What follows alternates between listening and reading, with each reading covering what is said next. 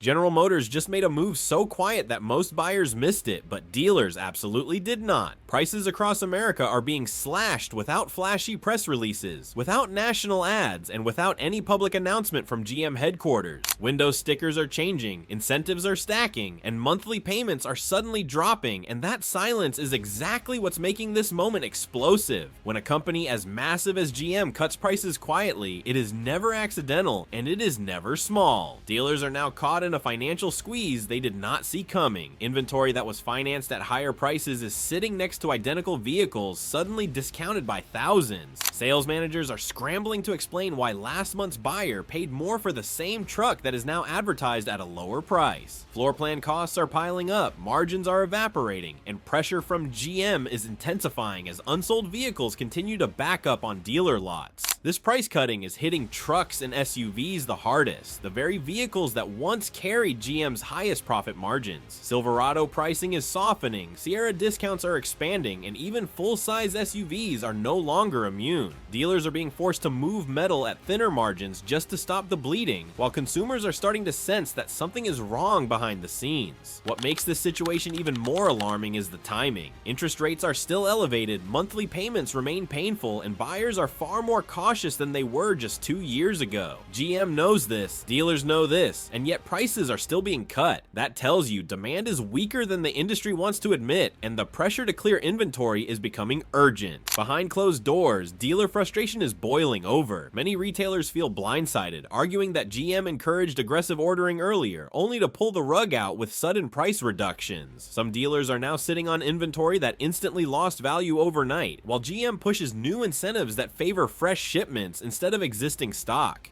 Consumers, meanwhile, are starting to ask the right questions. If GM is cutting prices now, how much further can they go? If incentives are quietly increasing, what does that say about sales numbers we are not seeing? Buyers who were rushed into purchases months ago are realizing they may have overpaid, and that realization is spreading fast. This is not just about discounts, it is about control. Automakers like GM are trying to reset the market without triggering headlines about collapsing demand. Quiet price cuts avoid panic headlines, but inside the dealer network, panic is already here. Every week that inventory sits unsold increases the risk that prices will have to fall even further. And the biggest concern of all is what happens next. Because once price cuts start quietly, they rarely stop quietly, especially when factories are still producing, lots are still full, and buyers are still hesitating. And right now, the signals coming from GM suggest this pricing shift may only be the beginning of something much bigger unfolding across the entire American auto market. What dealers are watching now is the speed at which these price reductions are spreading from one region to another. What started as selective incentives in a few markets is now quietly becoming a nationwide pattern. And once that happens, there is no way to contain the fallout.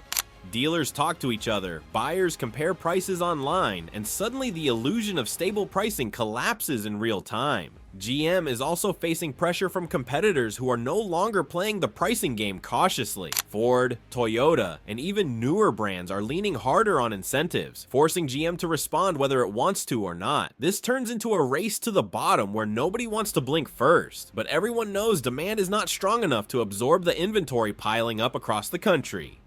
Inside dealerships, sales strategies are changing overnight. Managers who once held firm on pricing are now approving deeper discounts just to close deals before the next incentive wave hits. Used vehicle values are also taking a hit, because when new trucks and SUVs get cheaper, trade-in prices fall with them, creating another layer of frustration for customers trying to upgrade. GM's electric vehicle lineup adds even more pressure to the situation. EVs are already struggling with slower demand, higher prices, and consumer hesitation, and now price cuts on gas-powered models are making EVs look even harder to justify. Dealers are stuck trying to move vehicles that customers are questioning more than ever, while GM continues pushing production targets that no longer align with real-world demand. What is happening right now feels eerily similar to past market corrections that started quietly and then accelerated fast. Automakers rarely admit trouble early, but pricing always tells the truth. When incentives rise and sticker prices fall without explanation, it signals that something underneath the surface is cracking, and the industry knows it. Buyers who are paying attention are starting to wait, and that waiting is dangerous for dealers. Every customer who who delays a purchase increases inventory pressure,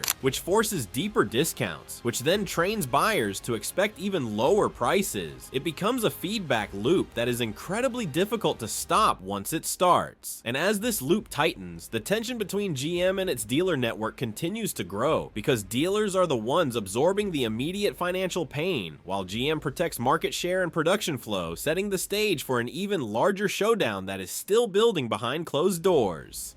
The real warning sign is how carefully GM is avoiding public discussion of these cuts. There are no bold announcements, no CEO interviews explaining a new pricing strategy, just silent adjustments that show up on dealer systems and incentive bulletins. That silence speaks volumes, because when an automaker stays quiet while slashing prices, it is usually trying to manage perception rather than demand. Dealers are now being forced into uncomfortable conversations with customers who did their homework. Shoppers are walking in with screenshots, online listings, and regional pricing comparisons, demanding to know why identical vehicles are thousands cheaper in another state. That puts dealers in a no-win position, because they either match the price and lose money or hold firm and lose the sale. At the same time, lenders are tightening, and that is amplifying the pressure even more. Approval rates are slipping, loan terms are stretching longer, and even discounted vehicles are becoming harder to finance. So while prices are coming down, affordability is not improving nearly as fast as buyers hoped, leaving dealers stuck between falling prices and shrinking buyer pools.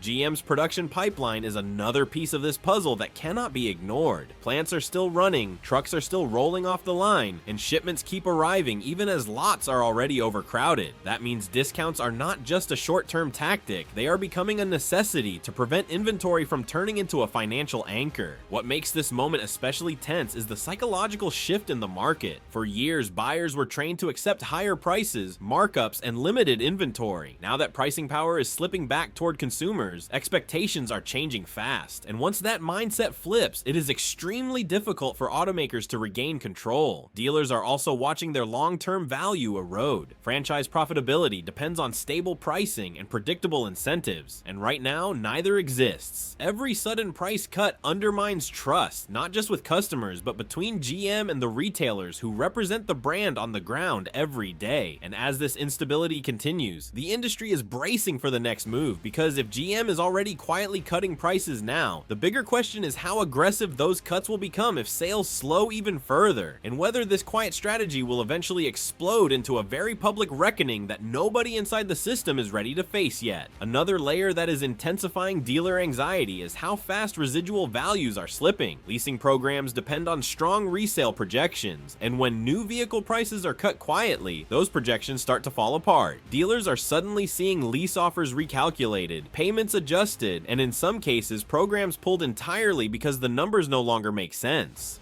This creates a ripple effect that most consumers never see. Service departments rely on steady vehicle turnover, finance offices depend on volume, and when sales slow while prices fall, the entire dealership ecosystem starts to feel the strain. What once looked like a manageable slowdown now feels like a structural problem forming in real time. GM's internal messaging to dealers is becoming more urgent. Phrases like market alignment and competitive repositioning are being used to justify the cuts, but behind those words is a simple reality. Vehicles are not moving fast enough. When alignment becomes the focus, it usually means pricing was pushed beyond what buyers were willing or able to pay. Meanwhile, buyers who can afford to wait are gaining leverage every single week. They know inventory is high, they know incentives are expanding, and they know dealers are under pressure to move units before the next pricing update hits. That knowledge alone is changing how negotiations unfold on showroom floors across the country. The risk for GM is that this behavior spreads too far, too fast. Once buyers believe that waiting always results in a better deal, demand can freeze. Sales don't just slow, they stall, and automakers are forced into deeper cuts just to restart momentum. Dealers are now openly questioning how long they can sustain this environment.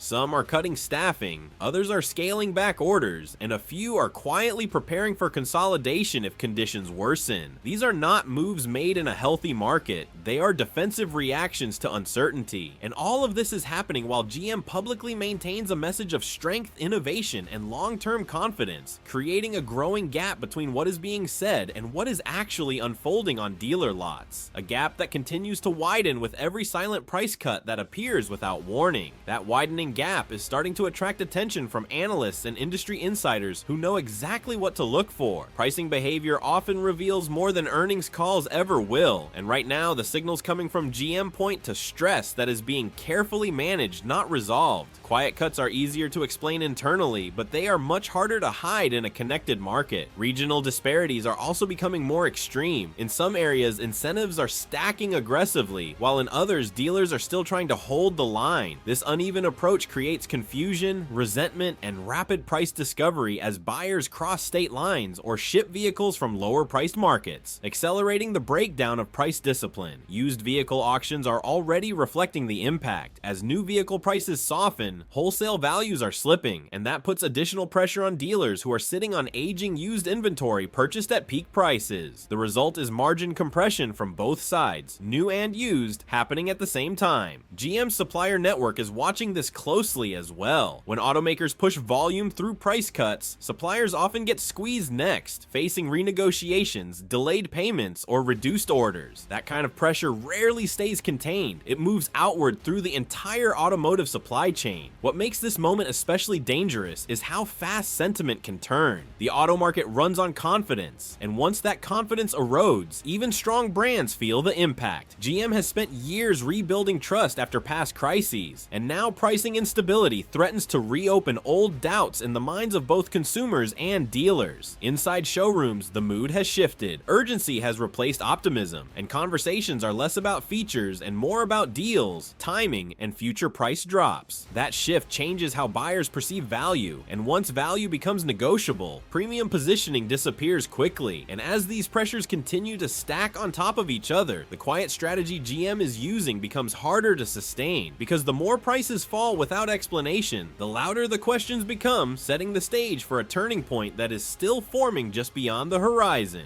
That turning point may arrive sooner than many expect because the signals are no longer limited to pricing alone. Marketing spend is being adjusted, regional promotions are becoming more aggressive, and dealer incentives are being refreshed at a faster pace than normal. These are classic indicators of an automaker trying to stimulate demand before a slowdown becomes impossible to hide. Dealers are now bracing for what they call incentive whiplash. Vehicles sold today may be discounted further tomorrow, making it nearly impossible to plan inventory strategy or pricing confidence. This uncertainty discourages large orders and encourages dealers to operate defensively, reducing exposure instead of expanding volume. At the consumer level, word is spreading fast. Online forums, social media groups, and car buying communities are sharing real-world pricing data, confirming that GM vehicles are getting cheaper week by week. Once that information circulates, the pressure on dealers intensifies because transparency removes their ability to control the narrative. Fleet sales are also playing a quiet role in this situation. GM has historically leaned on fleet buyers to absorb excess production, but heavy fleet discounting can drag down residuals and brand perception. If fleet volumes rise while retail demand weakens, it sends another signal that retail pricing power is fading. Financial institutions are paying attention as well. When automakers start cutting prices aggressively, lenders reassess risk, especially on long-term auto loans. Any tightening on that front would compound the problem, making even discounted vehicles harder to sell. What makes this cycle so difficult to stop is that every solution creates another problem. Cut prices to move inventory, and you hurt residuals. Push incentives, and you train buyers to wait. Slow production, and you impact suppliers and labor. GM is trying to balance all of it at once, and that balance is becoming harder to maintain by the week. And as these trade-offs stack higher, the pressure on GM's leadership grows quietly but steadily, because at some point the company will have to choose between protecting margins and protecting market share, a decision that could reshape the competitive landscape far beyond GM itself. That choice between margins and market share is already starting to show in subtle ways. Certain trims are being discounted more aggressively than others, signaling which models GM is most desperate to move. Higher-end configurations that once carried strong premiums are now quietly losing their exclusivity as incentives creep upward, eroding the pricing ladder from the top down. Dealers see this pattern clearly. When top trims weaken, everything below them follows. It becomes harder to justify mid-level pricing when the premium options are no longer commanding a premium, and that forces a recalibration across entire lineups. This is how price compression accelerates, not in one dramatic cut, but in dozens of small, almost invisible visible steps. Labor is another factor adding tension behind the scenes. Dealers are managing staffing levels carefully, watching sales volume slip while operational costs remain high. Any sustained slowdown risks layoffs or reduced hours, which further dampens morale inside dealerships already under stress. GM's international operations also influence what happens domestically. If global demand softens, pressure increases to move North American production more aggressively. That can translate into even more incentives at home, especially if export channels fail to absorb excess output. What worries industry veterans most is how familiar this all feels. They have seen cycles where automakers tried to maintain an image of strength while quietly weakening pricing, only to be forced into public discounts later when private measures were no longer enough. Those moments often mark the beginning of a broader reset. Consumers sense this too, even if they cannot articulate it fully. There is a growing hesitation, a feeling that now may not be the right time to buy because something better is coming. That hesitation alone can slow sales dramatically, regardless of how attractive current offers appear. And as that hesitation spreads, the quiet price cuts, GM is relying on risk becoming a signal rather than a solution, pushing the market closer to a point where silence is no longer an option, and the next phase of this pricing battle starts to take shape.